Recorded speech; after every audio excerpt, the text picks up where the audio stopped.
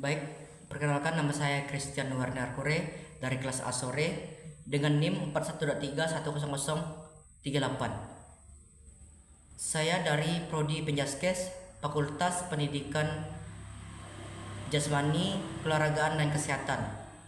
Pada kesempatan kali ini saya akan menjelaskan tentang analisis aspek sosiologi, historis, yudiris, dan olitis dari pendidikan Pancasila.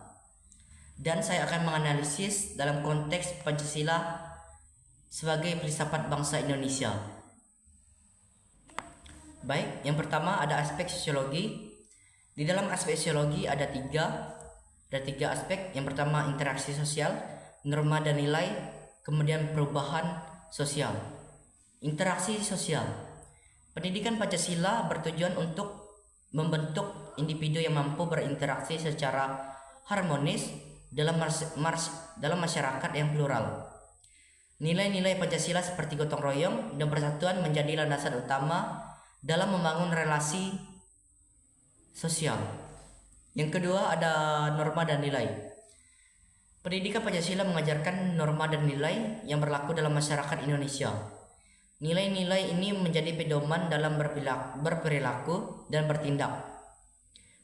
Yang ketiga ada perubahan sosial. Pendidikan Pancasila juga mempersiapkan individu menghadapi perubahan yang dinamis. Nilai-nilai Pancasila diharapkan dapat menjadi pedoman yang kuat dalam menghadapi tantangan zaman sekarang. Kemudian yang kedua ada aspek historis. Ada tiga juga. Yang pertama ada jejak sejarah, nilai-nilai luhur, dan relevansi. Yang pertama jejak sejarah. Pendidikan Pancasila menggali sejarah perjuangan bangsa Indonesia dalam merumuskan dan mempertahankan Pancasila. Hal ini bertujuan untuk menumbuhkan rasa nasionalisme dan cinta tanah air. Kemudian ada nilai-nilai luhur.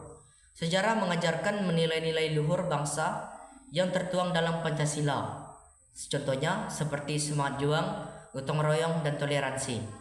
Kemudian yang ketiga ada relevansi. Dengan memahami sejarah, peserta didik dapat melihat relevansi Pancasila dalam konteks kehidupan saat ini. Kemudian ada yang ketiga ada aspek yuridis.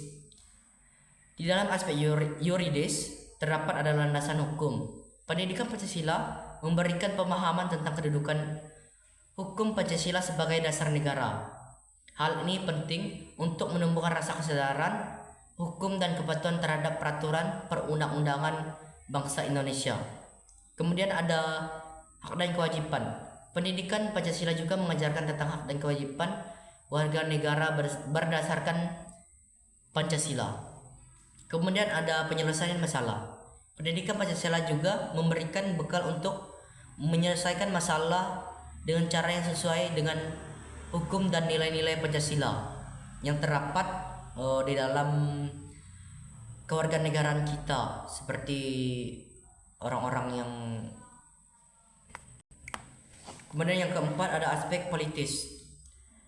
Di dalam aspek politis, partisipasi politik pendidikan Pancasila mendorong peserta didik untuk berperan aktif dalam mewujudkan kehidupan politik. Hal ini penting untuk mewujudkan pemerintahan yang demokratis. Kemudian yang kedua adalah sistem politik. Pendidikan Pancasila menjelaskan sistem politik Indonesia yang berlandasan Pancasila. Kemudian yang terakhir ada kewarganegaraan. Pendidikan Pancasila menanamkan nilai-nilai kewarganegaraan yang baik seperti tanggung jawab dan kepedulian terhadap negara. Baik, kemudian saya akan menjelaskan konteks Pancasila sebagai filsafat bangsa Indonesia. Di dalam Pancasila sebagai filsafat bangsa Indonesia memiliki beberapa karakter atau karakteristik. Yang pertama, filsafat hidup.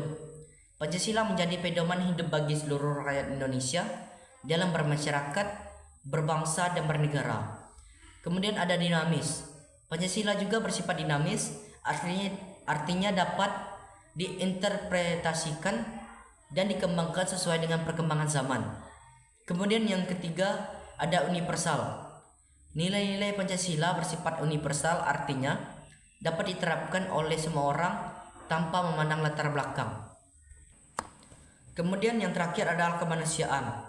Pancasila menjunjung tinggi nilai-nilai kemanusiaan seperti keadilan, persamaan, dan persaudaraan.